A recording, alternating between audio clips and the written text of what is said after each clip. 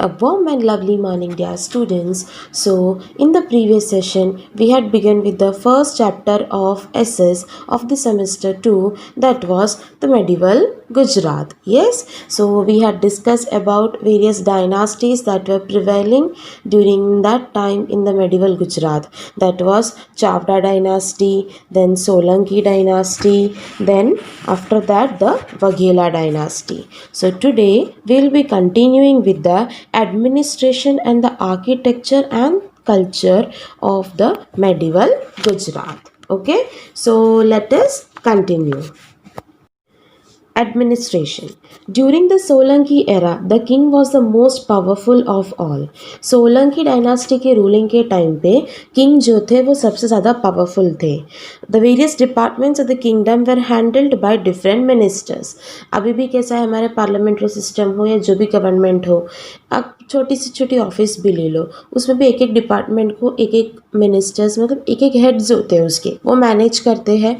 उसी तरीके से उस टाइम पे भी अलग अलग डिपार्टमेंट्स होते थे किंगडम के और उसको अलग अलग मिनिस्टर्स मैनेज करते थे.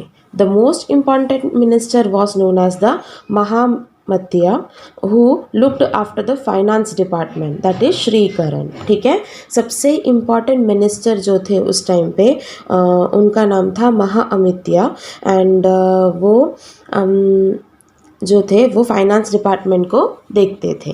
यस, कितना इनकम और एक्सपेंडिचर्स है. The most important department of the administration was known as the mandal, और जो सबसे इम्पॉर्टेंट डिपार्टमेंट है उसको मंडल नाम से जाना जाता था. The capital of this kingdom was located on the banks of the river Saraswati and hence it was known as Saraswati मंडल.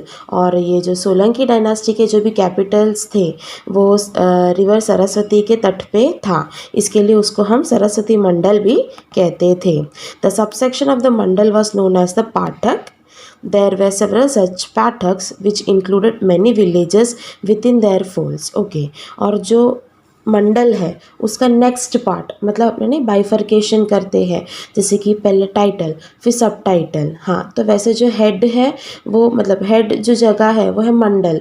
मंडल मतलब एक कमेटी, कमेटी के अंदर अलग अलग डिपार्टमेंट्स और आएंगे, तो वो जो सब टाइटल्स है उसको हम पाठक कहते थे. और ये पाठक के अंदर बहुत सारे विलेजेस भी इंक्लूड किया जाता था. ठीक है, मंडल जैसे कि कच्छ मंडल है, सौराष्ट्र मंडल है, खेटक मंडल है मतलब खेड़ा, फिर लात मंडल, मेटपाट मंडल, ये सब आज भी प्रिवेलेंट है. ठीक है, हाँ, तो मतलब उन लोग कमेटी जैसा बनाते हैं और वो लोग लुक आफ्टर करते हैं, जो भी बेनिफिशरीज लोगों को मिलना चाहिए, जो भी तकलीफ़ है वो सब के बारे में वो देखते हैं और उस तरीके से उनका किंगडम मैनेज होता है. Understood? So this was the administration. Okay, that was prevalent during medieval Gujarat. Solanki dynasty के जो किंग्स थे काफ़ी पावरफुल थे, है ना. सो उनके अलग अलग डिपार्टमेंट्स होते थे और वो डिपार्टमेंट्स को हम क्या कहते थे, मंडल कहते थे. और वो मंडल के भी सब पार्ट्स होते थे जिसको हम कहते थे पाठक. और वो पाठक अलग अलग हमको एग्जाम्पल्स भी दिया है. ठीक है, understood? Yes, okay. Next is the architecture and culture during the medieval Gujarat. अब हमने ये डिस्कस कर लिया कि उन लोगों का एडमिनिस्ट्रेशन कैसे था, हमने ये डिस्कस कर लिया कि रूलर कैसे थे. अब हम देखते हैं कि उनके जो आर्किटेक्चर और कल्चर है वो कैसा है. ठीक है, many people followed Shaivism in Gujarat during the Solanki era. Shaivism and Vaishnavism हमने पढ़ा था. तो काफ़ी लोग जो थे जो सोलंकी एरा में रहते थे वो लोग शैविज़म को फॉलो करते थे. It's a kind of Jain tradition. ठीक है, हाँ. At this time Somnath was the prime centre of Shaivism well Dwarka was the famous pilgrim centre for the Vaishnavs. और इस टाइम पे सोमनाथ टेम्पल में शैविज़म के लोग जाते थे और द्वारका में जो लोग वैष्णव होते थे ना वो जाते थे. The influence of the Buddhism reduce during the medieval age well Jainism gathered momentum. इस टाइम पे जो बुद्धिज़्म था वो काफ़ी कम हो गया था, मतलब उसके फॉलोअर्स काफ़ी कम हो गए थे और जैनिज़्म के कुछ ज़्यादा ही बढ़ चुका था. ठीक है, as a result Jainism gathered more momentum. Many magnificent Jain temples were also build during this time. और इस टाइम पे काफ़ी सारे बड़े बड़े उन लोग ने जैन टेम्पल्स भी बनाए थे. ठीक है, This period also saw the progress of architecture, sculpture and painting. और इस टाइम पे हमको आर्किटेक्चर का काफ़ी इन्फ्लुएंस दिखता है, पेंटिंग का दिखता है और स्कल्पचर्स का भी दिखता है. The architecture of this time exhibited the Rajasthani style of temple carving. और इस टाइम का जो आर्किटेक्चर है उसमें तुमको Rajasthani style of temple carving दिखाई देता है. The sun temple of Modhera, the Vimal Shahji temple of Mount Abu were constructed in the 11th century, while the Rudra Mahalaya temple, the reconstructed Somnath temple were built in the 12th century. ठीक है, तो काफ़ी सारे मतलब architecture, sculpture, paintings emerge out हुए. तो उसके वो इन्फ्लुएंस मतलब उसमें कौन से kind of artistic work use किया था? राजस्थानी. ठीक है, जो सन टेम्पल है मोढेरा में और जो विमल शाहजी टेम्पल है जो अबू में आया है वो 11th century में बनाया गया था. और जो हाँ, रुद्र महालय टेम्पल है और जो सोमनाथ टेम्पल का रिकंस्ट्रक्शन किया, मतलब पहले से थोड़ा अलग करके उसको बनाया, वो दोनों 12th century में हुआ था. ठीक है. और 13th century में saw the construction of the Dilwara temple of Mount above which attend a prominent place in the architecture splendour of India. Yes, और जो दिलवारा टेम्पल है माउंट एबू में, it's a famous temple that was constructed during the 13th century and वो काफ़ी prominent है उसका architecture और works. Yes. Then along with the temple structure of or architecture of Gujarat, other architectural works such as lakes, forts, gateways, arcs of temples were also included. Temple architecture के साथ ही उन लोग ने काफ़ी सारे लेक्स बनाए थे, काफ़ी सारे किले जिसको फोर्ट्स कहते हैं वो बनाए थे, गेटवेज बनाए थे, मतलब बड़े बड़े ने द्वार रखते हैं ना, वो द्वार बनाया गया था. फिर देन काफ़ी तोरन्स मतलब टेम्पल आर्क, वो टेम्पल का जो डिज़ाइनिंग होता है अंदर से ऐसा नहीं, कार्विंग, वो किया गया था. ये सब बनाया गया था. ठीक है. Among all the Kirti Torans, the Kirti Toran of Vadnagar is very famous. जितने भी कीर्ति तोरन्स हैं उसमें जो वडनगर का कीर्ति तोरण है वो सबसे ज़्यादा फेमस है. Manuscripts were also usually written on palm leaves, that is tadpatra. Manuscripts पता है ना, जो भी लोग प्रूफ रखते हैं कि चीज़ों के बारे में कितना क्या है, वो सब उन लोगों ने ताड़पत्र में लिखा था. Margins were drawn from along the four sides of these 2 to 3 feet long, 2 to 3 inch wide leaves, and within that limited space writings or drawings were executed. और वो पत्ते पे भी उन लोग इतना मार्जिन बना के छोड़ते थे और उसके बीच का जो जगह है वहाँ पे ही वो जो भी श्लोक है, जो भी ग्रंथ है, वो सब उसमें मेंशन करते थे. ठीक है. Besides this, a lot of literary work on Jainism was accomplished during the Solanki era, like the द्वाश्रय ग्रंथ. ठीक है. और इसके अलावा काफ़ी सारे लिटरेचर वर्क्स भी जैनिज्म के जो थे, ठीक है, वो भी कंस्ट्रक्ट या बनाया गया था एंड वो भी इसके साथ ही कंपोज करके रखा गया था. ठीक है. तो ना ही सिर्फ बिल्डिंग्स का कंस्ट्रक्शन हो या महल का या टेम्पल का, साथ ही साथ उन लोगों ने काफ़ी सारा और भी चीज़ें कंस्ट्रक्ट किया था और मैन्युस्क्रिप्ट्स बनाए थे और ग्रंथ भी बनाया था. ठीक है.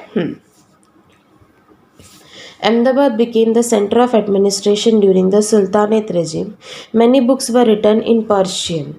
Also, many works in Gujarati have been written during this period. Many famous mosques were built during the Sultanate as well as the Mughal era.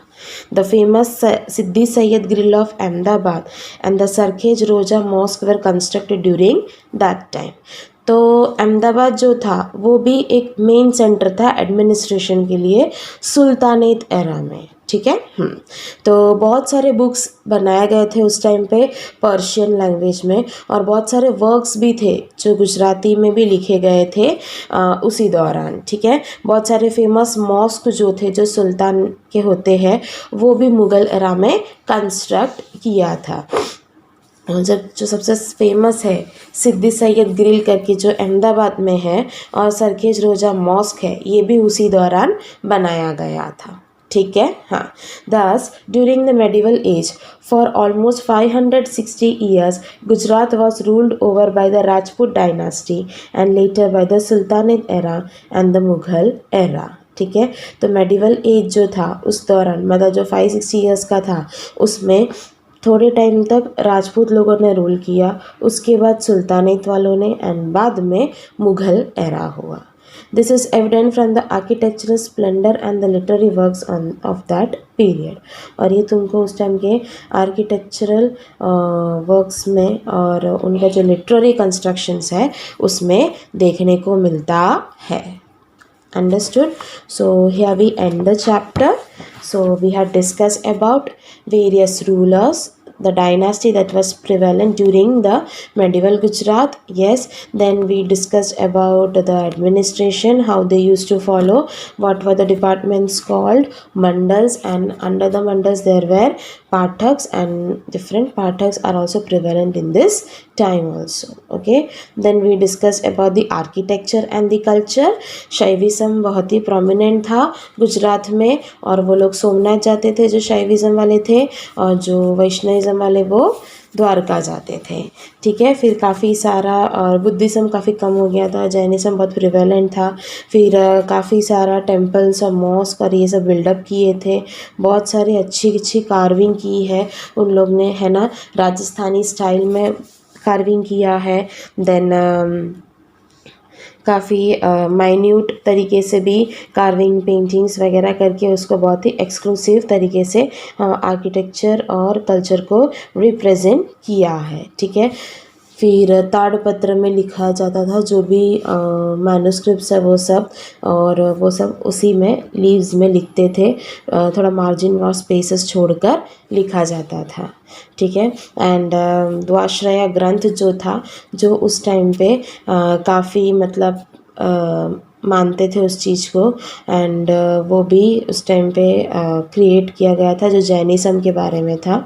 ठीक है, देन अहमदाबाद में भी काफ़ी मतलब सुल्तानेट के टाइम पे बहुत ही प्रोमिनेंट था. हाँ, काफ़ी बुक्स लिखे गए थे, पर्शियन में भी, गुजराती में भी. येस, एंड सिद्दी सैयद गिल जो अहमदाबाद में है, और सरखेज रोज़ा मॉस्क जो उधर ही है बहुत ही काफ़ी प्रोमिनेंट है. ठीक है, तो मेडिवल गुजरात जो था, मेडिवल एज जो था वो ऑलमोस्ट 560 ईयर्स के थे. उसमें गुजरात में पहले राजपूत रूल करते थे, फिर सुल्तानेत ने, एंड लास्ट में मुग़ल एरा हुआ. तो ये तुमको वहाँ के हमारे यहाँ पे जो आर्किटेक्चर है, स्कल्पचर है, जो पेंटिंग्स है, जो रिमेन्स है, ये सब को देखोगे तो तुमको इसके बारे में काफ़ी नॉलेज होगा. Okay, so we have done with the first chapter, and I'll be sending you the exercise of this chapter.